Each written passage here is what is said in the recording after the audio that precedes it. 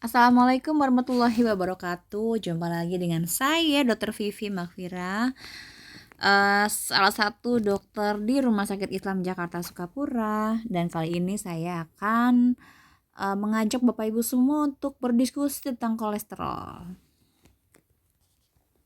Nah, kapan sih dikatakan seseorang kolesterolnya tinggi? Nah, saat periksa kadar darah, kolesterolnya itu dilihat ya, total kolesterol total itu harus kurang dari 200 mg per desiliter. Kemudian kolesterol HDL itu 35 sampai 65 mg per desiliter. Kolesterol LDL itu harus kurang dari 150 mg per desiliter. Kadang kita bertanya, apa sih itu HDL, apa sih itu LDL gitu ya. Dan sebenarnya apa sih itu kolesterol?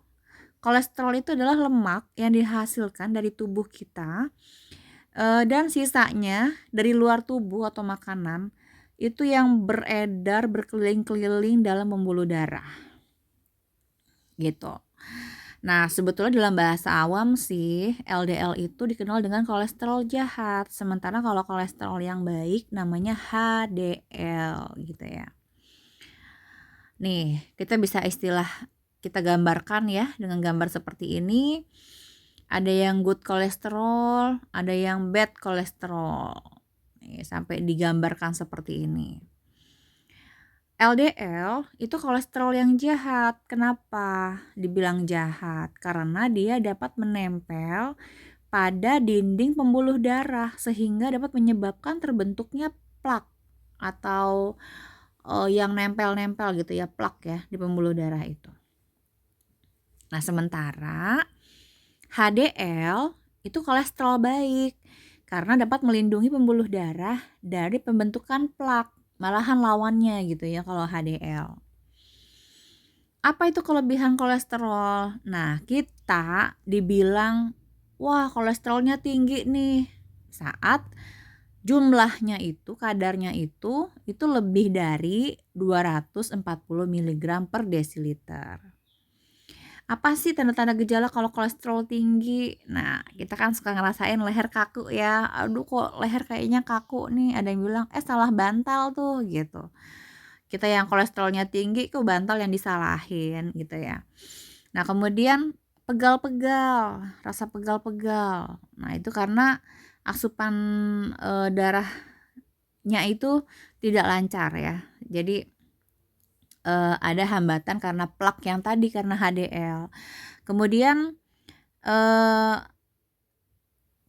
karena LDL. Kemudian sakit kepala. Kepala kok suka sakit ya, kanan kiri sakit kepala. Nah, itu juga bisa karena kolesterol yang tinggi. Sebenarnya apa sih akibatnya kalau kolesterol darah itu tinggi? Nah, bisa aja nanti menyebabkan penyumbatan pada pembuluh darah jantung. Dan akibatnya adalah serangan jantung. Nih seperti gambar yang sebelah kiri nih, bapak-bapak yang pakai baju biru, kesakitan ya. Kemudian kadang-kadang juga penyumbatannya pada pembuluh darah di otak sehingga menyebabkan serangan stroke. Makanya orang yang stroke itu akibat dari kolesterol yang tinggi salah satunya. Nah, gimana sih caranya supaya kita bisa terhindar dari itu? Nah, kita harus rubah nih pola hidupnya. Kita harus mengatur pola makannya. Terus kita harus kurangin juga asupan garam, olahraga teratur. Nah, ini apa aja sih yang menyebabkan kolesterol yang meningkat?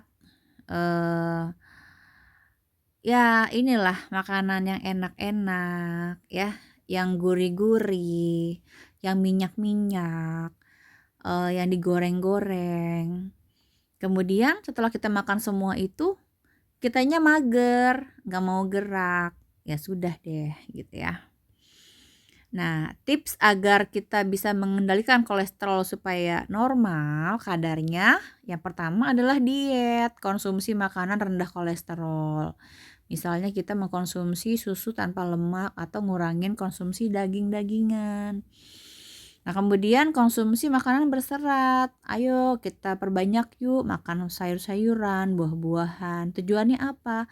Supaya serat tersebut bisa menyerap kolesterol yang ada dalam darah dan ngeluarin dari tubuh gitu ya. Kemudian hindari makanan yang berlemak dan berkolesterol seperti kentang goreng, makanan fast food, sosis, hotdog, kue-kue kering, atau hidangan-hidangan dessert atau pencuci mulut lainnya. Dan hindari juga menggoreng karena ini bisa menyebabkan kolesterol. Kemudian apalagi sih caranya? Yaitu olahraga teratur ya sesuai dengan umur dan kemampuan. Jangan dipaksa olahraganya ya, jangan ngoyo. Yang penting yang paling bawah nih, periksa kadar kolesterol secara teratur. Ini tadi dia plak yang warna kuning-kuning ini ya yang menempel di dinding pembuluh darah ya. Tadi ini adalah LDL yang jahat ya. Yang baik malah HDL yang bisa mencegah itu terjadi. Oke, sekarang langsung hipertensi. Hipertensi atau tekanan darah yang tinggi. Nah, apa aja sih komplikasi hipertensi? Komplikasinya itu bisa ke mata ya, pembuluh darah jantung, koroner ya. Kemudian ke ginjal. Nah, ini efeknya. Kemudian apa sih yang dimaksud dengan hipertensi? Hipertensi tadi tekanan darah tinggi ya. Dibilang tinggi darahnya kalau tekanannya di atas 140, sistolnya, diastolnya di atas 190 ya. Kemudian gejala-gejalanya apa aja sih dari hipertensi itu? Nah, gejalanya itu bisa pusing, sakit kepala, kok mata kayaknya kok kabur gitu ya. Kemudian rasa berat pada tengkuk, sakit banget tengkuk lehernya. Kemudian tiba-tiba ada perdarahan dari hidung, mimisan mendadak gitu ya. Kemudian ada nyeri dada. Hipertensi juga dikenal dengan nama pembunuh diam-diam atau silent killer. Karena diketahui 9 dari 10 orang yang menderita hipertensi tidak dapat diidentifikasi penyebab penyakitnya. Itulah sebabnya hipertensi dijuluki pembunuh diam-diam atau silent killer. Faktor resikonya apa sih sebetulnya hipertensi itu? Pertama, keturunan. Jadi orang yang punya keturunannya hipertensi itu akan menderita hipertensi bisa 6 sampai 8 kali bisa menderita hipertensi ya. Kecuali dia mengatur pola hidupnya yang dengan baik atau olahraga teratur. Kemudian apa lagi? Umur juga mempengaruhi ya. Kadang kok makin tua kok saya makin tinggi tensinya ya gitu. Kemudian asupan makanan tinggi garam. Yang suka asin nih siapa ayo? Nah nih ya bisa beresiko obesitas, kegemukan. Jadi antara tinggi badan sama berat badan nggak proporsional. Obesitas. Kemudian stres apa-apa dipikir terlalu berat ya, stres pikiran atau stres beban, bekerja terlalu keras. Jadi waktu istirahatnya tidak sampai 7 jam. Padahal kita istirahat harus minimal 7 jam sehari. Kemudian ini dia yang bahaya nih, karena merokok, karena alkohol. Bisa juga karena mengkonsumsi makan makanan yang berlemak, yang gurih-gurih ya, yang goreng-goreng. Kemudian olahraganya males, sukanya mager, males gerak. Kemudian cara menurunkan tensinya bagaimana? Ya kita rubah pola hidupnya atau minum obat ya. Apalagi caranya? Ya kita hindari stres, jangan terlalu dianggap beban semuanya. Jadi semuanya dibikin relax ya. Tuh ada gambar smile, senyum. Kemudian hindari alkohol dan rokok. Kemudian mengatur keseimbangan antara kerja, istirahat, dan rekreasi.